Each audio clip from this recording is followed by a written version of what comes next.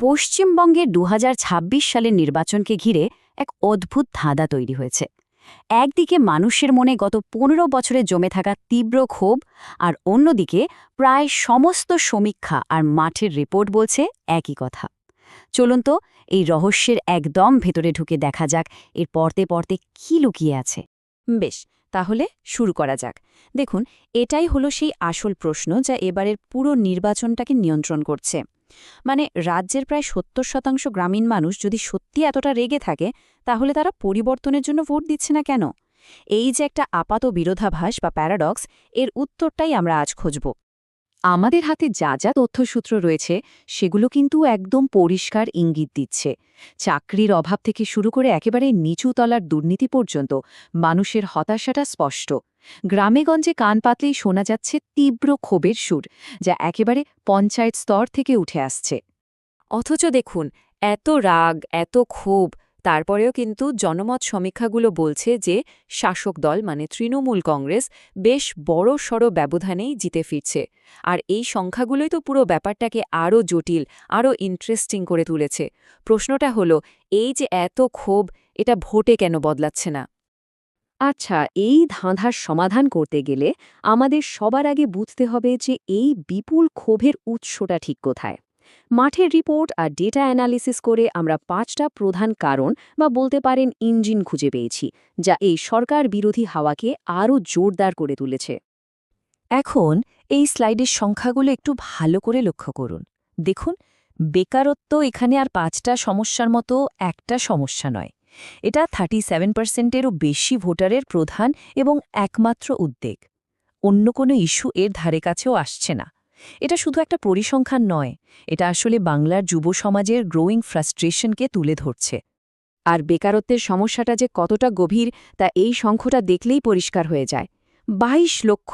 ভাবুন একবার, গ্রামের পর গ্রাম, এমন কোনো পরিবার খুঁজে পাওয়া মুশকিল যাদের কোনো না কোনো রোজগারের সদস্যকে কাজের খোঁজে পেটের দায়ে নিজের বাড়ি, নিজের রাজ্য ছেড়ে বাইরে যেতে হয়নি। আর রায়গঞ্জের এক তরুণ ভোটারের এই একটা কথাই যেন পুরো ছবিটাকে একেবারে স্পষ্ট করে দেয়। সরকারি ভাতা বা প্রকল্পগুলোকে মানুষ একটা সাময়িক সাহায্য হিসেবে হয়তো দেখছে, কিন্তু এটাকে তারা সম্মানজনক জীবিকা বা স্থায়ী ভবিষ্যৎ হিসেবে একদমই মেনে নিতে পারছে না। এর সাথে যোগ হয়েছে আইন শৃঙ্খলা নিয়ে একটা গভীর চিন্তা। সন্দেশখালির মতো ঘটনাগুলো বিশেষ করে মহিলাদের মনে নিরাপত্তা নিয়ে একটা গভীর প্রশ্ন তুলে দিয়েছে। তাদের প্রশ্নটা খুব সহজ: রাজ্যের এক কোণায় যদি এই অবস্থা হয়, তাহলে আমাদের নিরাপত্তাটা ঠিক কোথায়? চলুন এবার ধাঁধার অন্য পিঠটা দেখা যাক। একদিকে যেমন দুর্গের দেওয়ালে এতগুলো ফাটল আমরা দেখলাম, তেমনই কিছু ভীষণ শক্তিশালী স্তম্ভও আছে যা এই দুর্গটাকে এখনও প্রায় অটুট রেখেছে। তো কি সে স্তম্ভগুলো? এটাই সম্ভবত সেই স্তম্ভগুলোর মধ্যে সবচেয়ে শক্তিশালী। ভাবুন, প্রায় ২ কোটিরও বেশি মহিলার এক বিশাল মহিলা বাহিনী, যারা প্রতি মাসে সরাসরি নিজেদের অ্যাকাউন্টে টাকা পাচ্ছেন। গ্রামের একজন সাধারণ মহিলার কাছে এই টাকাটা শুধুই সরকারি অনুদান নয়, এটা তার নিজের টাকা, তার আত্মসম্মান, তার এক ধরনের আর্থিক স্বাধীনতা। আর দ্বিতীয় গুরুত্বপূর্ণ পয়েন্টটা হল নেতৃত্বের জনপ্রিয়তায় একটা বিরাট ফারাক। বিরোধী শিবিরে এখনও এমন কোনো রাজ্যস্তরের মুখ নেই যিনি বর্তমান মুখ্যমন্ত্রীর জনপ্রিয়তাকে সরাসরি চ্যালেঞ্জ জানাতে পারেন। ভোটের ময়দানে ব্যক্তিত্বের এই ফারাকটা কিন্তু একটা বিশাল ফ্যাক্টর হয়ে দাঁড়াচ্ছে। আর তৃতীয়ত, শাসক দলের কয়েক দশক ধরে তৈরি হওয়া সেই গ্রাসরুট লেভেলের সাংগঠনিক শক্তি। এর শিকড় এতটাই গভীরে যে অন্য কোনো দলের পক্ষে একে সহজে টলানো প্রায় অসম্ভব। এই কর্মীরাই সরকারি প্রকল্পের সুবিধাগুলো মানুষের দোরগোড়ায় পৌঁছে দেয়, যার ফলে দল আর সরকারের মধ্যেকার লাইনটা প্রায় মুছে গেছে। কিন্তু পরিস্থিতিটা যখন বেশ প্রিডিক্টেবল মনে হচ্ছিল, ঠিক সেই সময়ই একটা প্রশাসনিক প্রক্রিয়া যেন একটা রাজনৈতিক ভূমিকম্পের জন্ম দিল, যা গ্রামীণ বাংলার ভোটের সব সমীকরণকে এক ঝটকায় নাড়িয়ে দিয়েছে। ব্যাপারটা হলো, ভোটার তালিকা যাচাই করার একটা বিশাল প্রক্রিয়ার ফলে প্রায় ৬০ লক্ষ নাম হয় বাদ পড়েছে বা ঝুলে রয়েছে। এই বিশাল সংখ্যাটা রাজ্যের অর্ধেকেরও বেশি আসনের ভোটের অঙ্ককে মুহূর্তে বদলে দেওয়ার ক্ষমতা রাখে। ডেটা অ্যানালিসিস করে যা দেখা যাচ্ছে তা আরও অবাক করার মতো। দেখা যাচ্ছে যে সংখ্যালঘু অধ্যুষিত এলাকার ভোটারদের নাম তালিকা থেকে বাদ পড়ার বা ঝুলে থাকার সম্ভাবনা অন্য এলাকার ভোটারদের তুলনায় প্রায় ৫ গুণ বেশি। আর এই প্যাটার্নটাই কিন্তু পরের রাজনৈতিক বিতর্কের জন্ম দিয়েছে। এই পুরো প্রশাসনিক প্রক্রিয়াটা সাধারণ মানুষের মনে এক সত্যিকারের আতঙ্ক তৈরি করেছে। ন্যাশনাল রেজিস্টার অফ সিটিজেন্স বা এনআরসির সেই পুরনো ভয়টা আবার নতুন করে ফিরে এসেছে।